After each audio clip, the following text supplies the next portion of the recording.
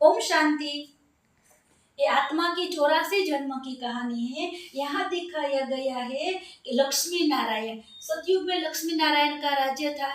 लक्ष्मी नारायण 16 कला संपूर्ण निर्विकारी मर्यादा पुरुषोत्तम थे। जब छोटे होते हैं तो राधे कृष्ण बोलते हैं, बड़े होते हैं राजगद्दी पर आते हैं तो लक्ष्मी नारायण कहते हैं। लक्ष्मी नारायण सतयुग में 8 जन्म लेते हैं। 150 साल की आयुष्य होती है, अकाले मृत्यु नहीं होती है, बहुत सुख होता है। इसलिए हम कहते हैं जहाँ डाल डाल पर सोने की चिड़िया करती थी बसेरा, वो भारत देश है मेरा। ऐसा हमारा भारत था, उसको सोने जैसा युग कहा जाता है।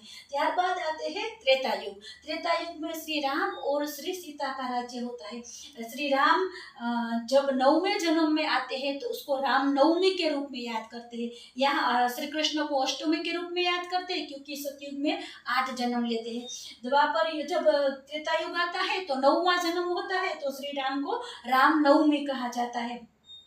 वहाँ के देवताओं को चंद्रवंशी कहते हैं, क्योंकि 2 कला कम हो गई। वो चांदी जैसा युग है, वो क्षत्रिय घराना है और वह 12 जन्म होते हैं। 12 जन्म में वहाँ भी कोई दुख का नाम निशान नहीं होता है। 125 साल की आयु होती है। त्यारबाद सतयुग और त्रेता युग स्वर्ग कहा जाता है। ये सतयुग त्रेता युग जब समाप्त होता है तो ब्रह्मा की रात्रि शुरू हो जाती है। रात्रि माना थोड़ा सा दुख आ जाता है। द्वापर युग में यहाँ संपूर्ण सुखी थे, थोड़ा सा दुख आ गया तो 8 कला कम हो गई, आत्मा की बैटरी थोड़ी कम हो गई। तो बैटरी कम होने के कारण उसको परमात्मा की याद आई, तो उसने सबसे पहले सोमनाथ का मंदिर बनाया और शिव की पूजा शुरू की। शिव की पूजा शुरू की तो अव्यभिचारी याद होती है। अव्यभिचारी याद माना एक की याद।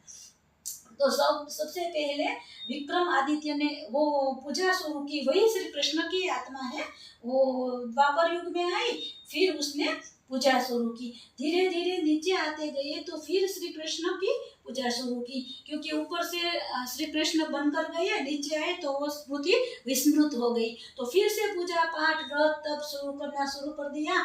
फिर वो द्वापर युग, वो भी 1250 साल का है, 8 कला है, इसलिए वहाँ आयुष्य ऐसे साल की है। वहाँ भी अकाले मृत्यु इतना नहीं था जो अभी है। फिर 1250 साल के बाद फिर कलयुग आता है। तो कलयुग भी 1250 साल का है, पर वहाँ कोई कला ही नहीं, 8 कला भी नहीं रही, बिल्कुल कलाहीन हो गए। इसलिए वहाँ अकाले मृत्यु है। कोई किसी का गर्भ में मृत्यु हो जाता है, जन्मते ही मृत्यु होता है, इसलिए जन्म का कोई नाम निशान नहीं था। यहाँ 8 जन्म था, त्रेता युग में 12 जन्म था, द्वापर युग में 21 जन्म था और कलयुग में 42 जन्म। युग तो सब एक जैसे